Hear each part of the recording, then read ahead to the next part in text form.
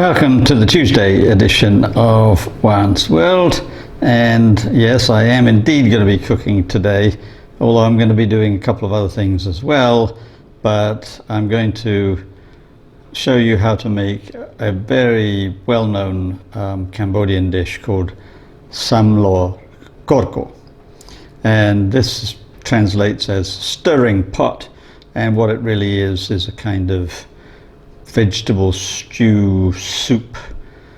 And the reason it's Cambodian, of course, is that it has the Cambodian spices in it, but it's also complicated in other ways.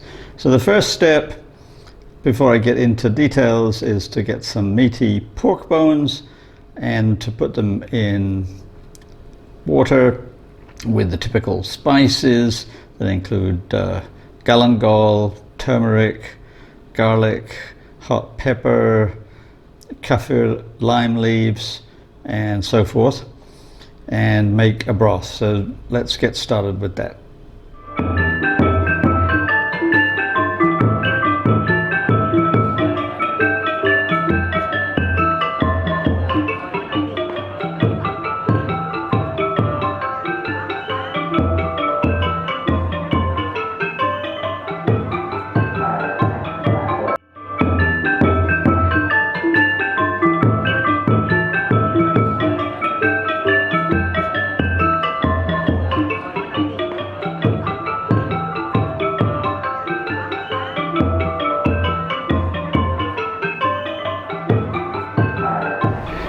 So before I get right into cooking, I want to have a little chat about Cambodian language and spelling and pronunciation to connect with the video that I made on Friday about English spelling and pronunciation.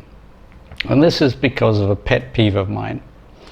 Now, the way that the people and the language, that is the majority of people in Cambodia, spelled their language and the way they refer to themselves, I'll put below you.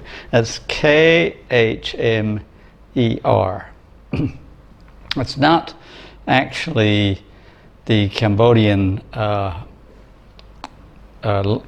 well, it's a transcription of the Cambodian way of doing things. If I can master it, I'm not sure whether my editor will work. I'll try this. This is the way it looks when Cambodians write it, if I can do it. We'll see.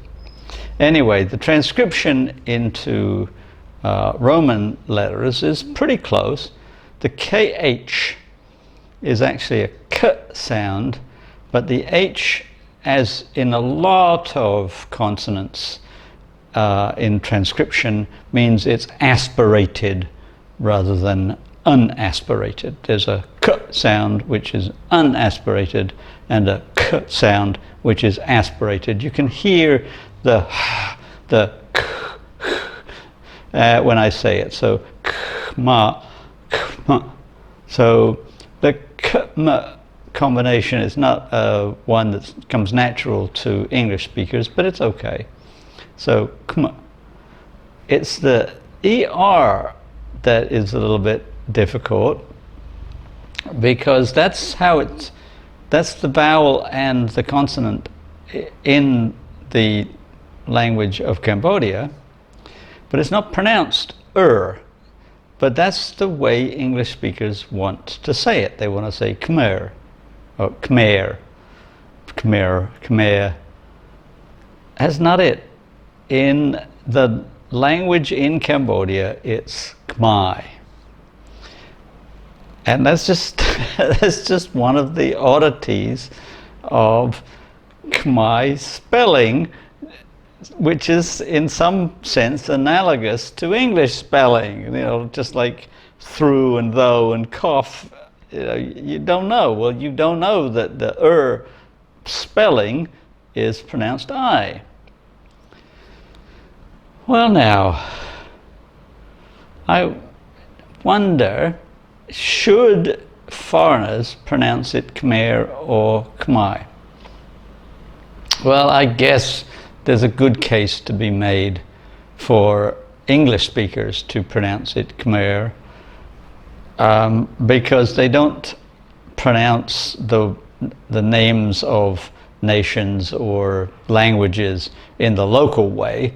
We don't talk about the language that Spanish speakers speak as Espanol, or French Français, Italian, or no, we have our own words. And they're fairly close, like Italian is not very far from Italiano. And it would be, kind of priggish, I guess, to say, I speak Italiano. Now, I mean, you can say, parlo l'italiano in Italian, but in English you'd say, I speak Italian. And same with French, German, Spanish, Portuguese, whatever. So saying Khmer as opposed to Khmer is probably also pretentious, I guess. And I suppose you can accuse me of pretension. But it just irritates me when nobody ever bothers to learn the local pronunciation. They just assume that Khmer is the way it's pronounced, and it's not. And it's not such a big shift to say Khmer. In fact, it's kind of easier, I guess. I don't know. Of course, if you talk about the political party, they use the French term for red for their second part, rouge. So normally they would be called the Khmer Rouge in English, and I guess in French also. I don't know. Never spoken to a Frenchman about it. But in Khmer, they're called the Khmer Rouge. The simple thing is, and this is very funny because it's so French, more French than French. The Khmer don't generally pronounce the end of words. The French don't either, but if they put an E on the end, then they do. So it's O-U-G-E, so it's rouge. But in Khmer, it's Khmer Rouge. That's it. Well, I don't know what you want to make of that, but it's my little pet peeve interruption. And now let's get back to the cooking part. So now we come to the next stage in the process of making the stirring pot. To get some vegetables together, I've got a squash, a zucchini, eggplant, a leek, and I've got some other vegetables here too of the same general tenor, and I'm going to peel and slice them up and put them into the pork broth. The other important ingredient is rice powder. Now, home cooks will make it themselves. You roast rice grains dry in a pan, and then you crush and grind them up to make a powder. Well, it's a very tedious process that I don't feel like doing, so I bought myself a packet of it just to make things a little bit easier. So this is the next step. Now here you see the vegetables all sliced and chopped up in the broth. I'm going to get ready and heat them up and cook them more than al dente, but not a whole lot more. In Khmer cooking they would be very tender indeed. I'm not going to do quite that much, but enough. So the vegetables are all cooked and ready to go, so now I have a choice. Cambodians would normally put the meat from the bones back in, and could also add some fish, what's called in English mudfish.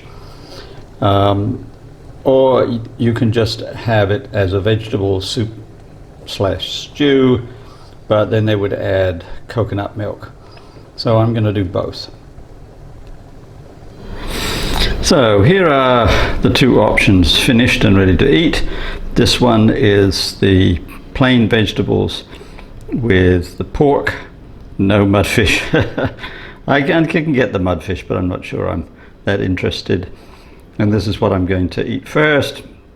And then over here is the vegetarian version with the coconut cream, and probably have that second.